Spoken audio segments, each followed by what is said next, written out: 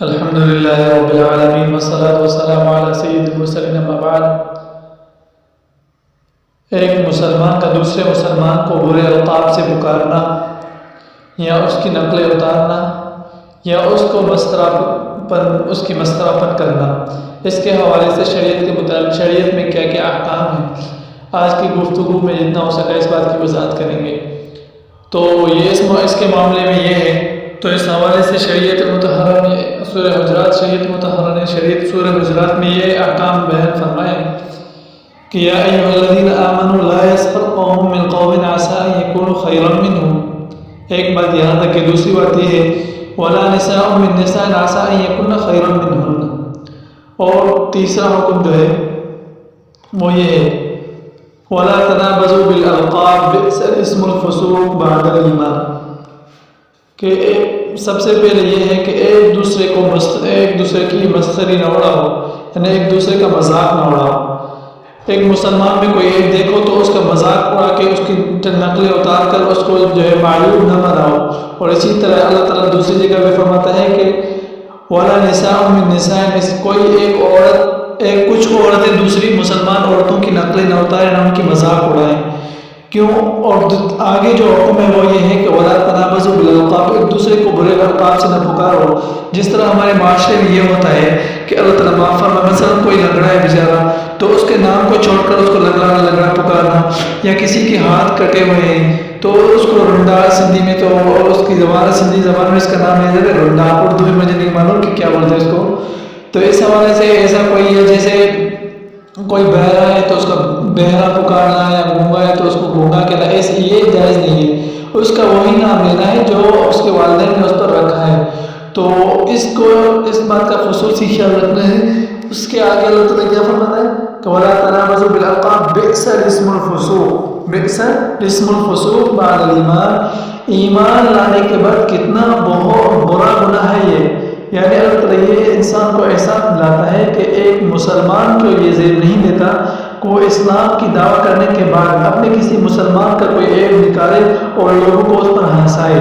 یا کسی مسلمان کو کسی برے لقب سے پکارے۔ اس سب تینوں باتوں کا مقصد یہ ہے کہ کسی ایک مسلمان کو جائز نہیں ہے کہ وہ دوسرے مسلمان کی دل آزاری کرے۔ مسلمان کی دل آزاری کرنا یہ اللہ تعالیٰ کے نزدیک بہت بڑا گناہ ہے، اور اسی کے زمرے میں جو اللہ تعالیٰ نے حرام کیا ہے غیبت کو، اسی صورت میں آگے اس کا بیان ہے کہ وَلَا يَغْتَبْ بَعْضُكُمْ بَعْضًا، تم میں سے کچھ لوگ دوسروں کی غیبت نہ کریں۔ أَيُحِبُّ أَحَدُكُمْ أَن يَأْكُلَ لَحْمَ أَخِيهِ مَيْتًا، یہ غیبت چوتھے نمبر پر ہے۔ اس کا مطلب یہ ہے کہ اللہ آگے یہ فرماتا ہے کہ کیا تم میں سے کوئی ایک یہ پسند کرے گا کہ اس کا ایک بھائی فوت ہو جائے،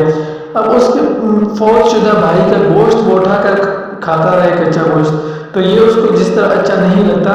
بہن اسی طرح کسی مسلمان کو یہ زیب نہیں دیتا کہ دوسرے مسلمان کی غیبت کرے۔ اور آپ کو یہ بھی معلوم ہونا چاہیے کہ غیبت ایک ایسا مرض ہے جو جس معاشرے میں آ جاتا ہے تو اس معاشرے میں ہر ایک فرد کو دوسرے فرد کے ساتھ لڑانے کے لیے، شیطان کے لیے بہت سخت اور بہت بڑا ہتھیار بن جاتا ہے۔ تو میرے بھائی اس بات کو دیکھنا ہے کہ غیبت کرنے سے بچیں، اور غیبت کرنے کا سب سے بڑا نقصان کیا ہوتا ہے کہ جس انسان کی غیبت کی جاتی ہے وہ اسی وجہ سے کی جاتی ہے کہ یہ انسان معیوب ہے، آپ کو اس کے عیب نظر آتے تو آپ اس کی غیبت کرتے ہیں۔ اس کی غیبت اس لیے کر رہے ہیں کہ وہ خراب ہے، جبکہ آپ کا سب سے بڑا نقصان یہ ہو رہا ہے کہ جو آپ کو پسند نہیں ہے وہی آپ کی نیکیاں اٹھانے والا ہے، یعنی جتنے آپ نے ثواب کمائے ہیں۔ ایک تو آج کل کے زمانے میں اللہ تعالیٰ معاف فرمائے، ہم لوگ یہ ثواب بہت زیادہ اکٹھے کر رہے ہیں نا، نیکیاں، تو جو اکٹھے کر رہے ہیں وہ بھی اگر دوسرا اٹھائے تو پھر ہمارا کیا بنے گا؟ جیسا کہ آپ صلی اللہ علیہ وسلم نے مروی ہے کہ صحابہ کرام نے نبی کریم صلی اللہ علیہ وسلم کے سامنے بیٹھے ہوئے کہ صحابہ کرام، تو آپ صلی اللہ علیہ وسلم کہا کہ آپ کو پتہ ہے کہ قیامت کے دن مفلس لوگ یعنی غریب لوگ کون ہوں گے؟ صحابہ نے کہا کہ پتہ نہیں، اللہ اور اس کے رسول زیادہ جانتے، غالباً یہی ہے۔ تو آپ صلی اللہ علیہ وسلم نے فرمایا کہ مفلس اور غریب لوگ وہ ہوں گے جو لائیں گے نیکیوں کے بہت پہاڑ لائیں گے اللہ تعالیٰ کے سامنے، لیکن مصیبت یہ ہوگی کہ وہ ان کی نیکیاں ان کے کام نہیں آئیں گی، بلکہ دوسرے لوگ ان کی وہ نیکیاں اٹھا کے ان کو اس طرح کر کے چھوڑیں گے کہ ان کے پاس ایک نیکی بھی نہیں رہے گی جس کو جو ان کے کام آ سکے اور ان کو جہنم سے بچا سکے۔ تو اس لیے جو جس کی غیبت کی جاتی ہے شریعت مطہرہ میں یہ بھی ہے کہ وہ آپ کی نیکیاں اٹھائے گا۔ تو میرے بھائی ایک تو مصیبت یہ ہے کہ یہ ایسا گناہ ہے جس کا حاصل کچھ نہیں ہے، اور جس کی معافی اللہ تعالیٰ تب تک نہیں دیتا جب تک صاحب غیبت یعنی جس کی غیبت کی گئی ہے اس سے معافی نہ مانگی جائے۔ تو ابھی آپ اندازہ لگا لو کہ ہم لوگ کا کیا حال ہے کہ ہم جب اللہ تعالیٰ معاف فرمائے مسجد میں جب نماز کے انتظار میں بیٹھتے ہیں، حالانکہ آپ صلی اللہ علیہ وسلم نے انتظار الصلاۃ کا صلاۃ، نماز کا انتظار بھی نماز کی طرح ہی ہوتا ہے، لیکن اس کے باوجود نماز کا انتظار کرتے ہوئے بھی ہم ایک دوسرے کی غیبت سے باز نہیں آتے۔ تو ابھی اندازہ لگا سکتے ہیں کہ غیبت ہمارے اندر کس طرح سرایت کر گئی ہے۔ تو غیبت کے مرض سے بچنا ہے۔ اَيُحِبُّ أَحَدُكُمْ أَن يَأْكُلَ لَحْمَ أَخِيهِ مَيْتًا فَكَرِهْتُمُوهُ وَاتَّقُوا اللَّهَ، کیا تم میں سے کوئی یہ پسند کرے گا کہ اپنے بھائی کے مردہ بھائی کے گوشت کو کھائے؟ تو جس طرح آپ اس بات کو ناپسند کر دیتے ہو، اسی طرح یہ معاملہ بہت برا ہے، اور اللہ تعالیٰ سے ڈرو، اللہ تعالیٰ کا خوف رکھو۔ یعنی یہ نہیں ہے کہ انسان جو تم سے کمزور ہے اس کی غیبت تو بڑے بڑا منہ کر کے کرتے ہو، لیکن جو آپ سے